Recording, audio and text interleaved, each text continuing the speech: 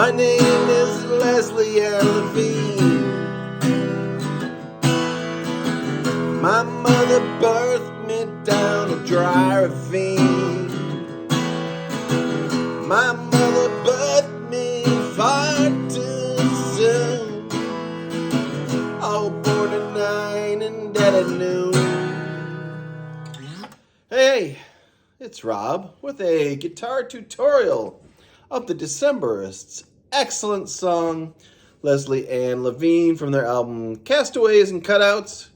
Maybe going back 20 years now? I don't know. I was just thinking about this song. I saw them in concert just a couple of weeks ago, and they played this, and man, this is a cool song. I mean, if you don't know the Decemberists, one of the most interesting things about them is they often write from the perspective of someone from 150 years ago.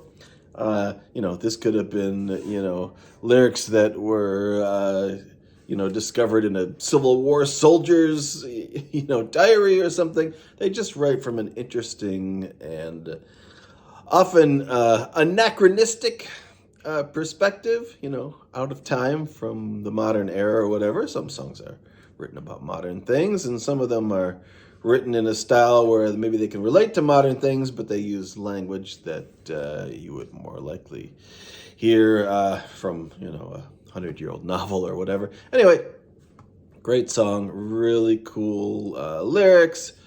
Not going to hear something like this on the pop charts. It's basically about a girl who, as I just sang, born at 9 and dead at noon. She lived for 3 hours and then had to spend the rest of eternity as a ghost, which kind of sucks if you think about it. But that's really the way it works. Like, you only get 3 hours of experiences on the earth, and then you're here forever as a ghost. Anyway, so I hope it didn't really work that way. But anyway, it's about this girl, Leslie Ann Levine, who, was 3 hours old, and now she clings to her mom's petticoats. She just has to hang on to her mom, who also died in childbirth, and they're kind of stuck together through eternity. Anyway, beautiful, haunting, interesting lyrics. How do we play it? Well, it's always nice to have a song in E. E is that real strong chord that you can play on the guitar with all the strings. There you are. And goes from E. Goes to a C major, which is just a C, but forget about your fifth finger. You let the B ring. And then you let the B ring again for the third chord, which is A, but that time you forget your, I play with my pinky. You can also play it with your 1, 2, and 3 fingers. Anyway, you skip the last finger, whichever one you use, and you only play the 2 notes on the 2nd fret of the 4th string and the 3rd string, the E and the A, and you let everything ring out. You don't play the low E, of course, because it's an A chord. That would sound very weird. No. So, and the A is what we call a sus, an add 2 chord. Now, normally, if you have an A and a B note together at the same time, let's see, can I do that here? Doesn't sound that great, but with the B ringing out and the lower A and the fact that on guitar, no matter what you do, if you strum, I'm always going to hear the low A first and then the B after it. I mean, in very quick succession, but they're not, even if you do that, the notes are not all at the same point in time. So that's kind of what makes it sound haunting and gives a little bit of tension. First you hear the A, and then you hear the B tone there. So very cool kind of mystical chords to go with the mystical lyrics. So the strumming pattern is like so. Down, down, up, down, up, down. So you're always throwing those kicks there at the end, the double up strumming.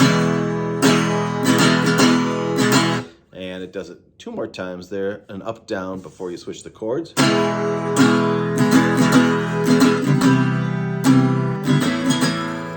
And then 2 more right there before you switch back to the beginning of the pattern.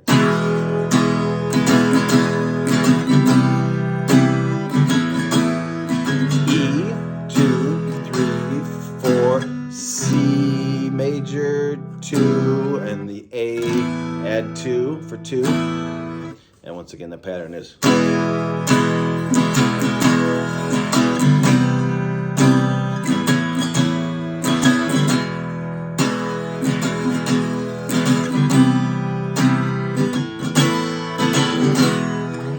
simple song. There's no bridge, and it goes like that through the chorus, through the verse, as I played for you previously.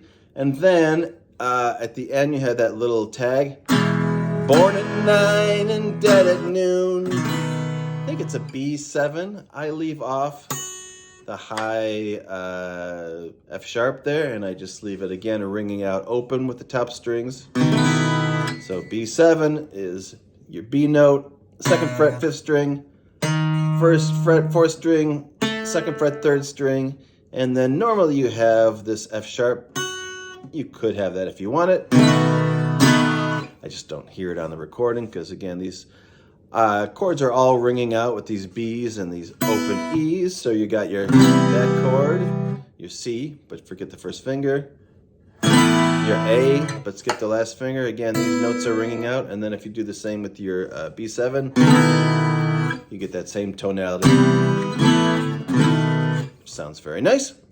So once you hit that B7, the chord, I think on the record it goes back to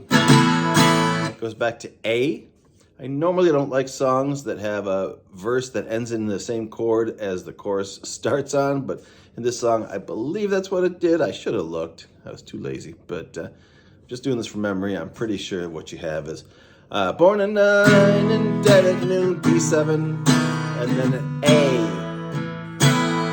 So you kind of anticipate and get into that A a couple bars early, but the A is what you start the chorus on, and same thing again.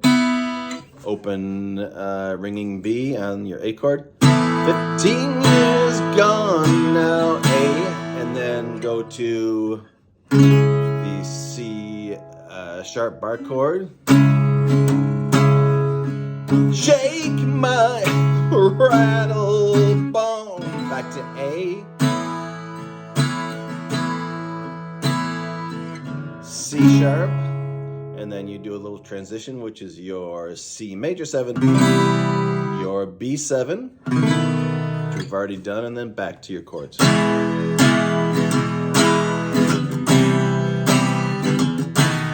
Oh, sorry. Anyway, so I'll play through the chorus there. You got your A.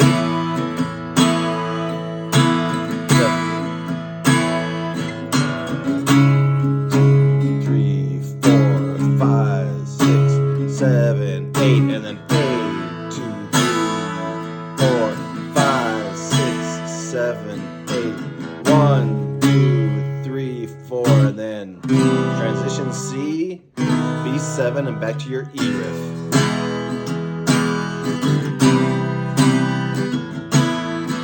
Same strumming pattern in the chorus.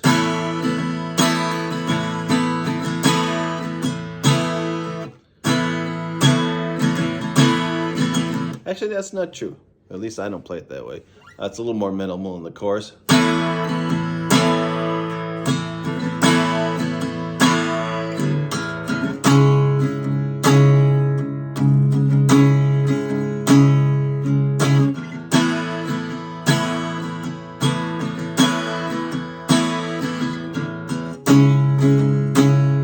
Of the girl who died with me. Back into your verse. You got a second verse, and you got a third verse, and that's it. So just 3 verses, 2 parts.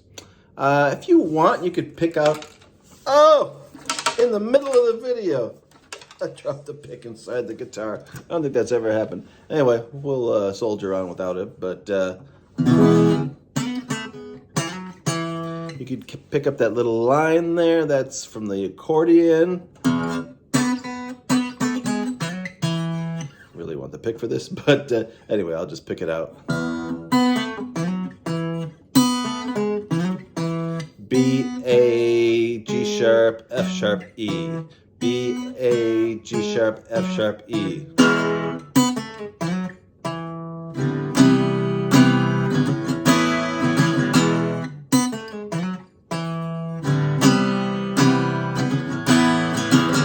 Again, just make it sound a little more like the studio recording if you throw that line in there.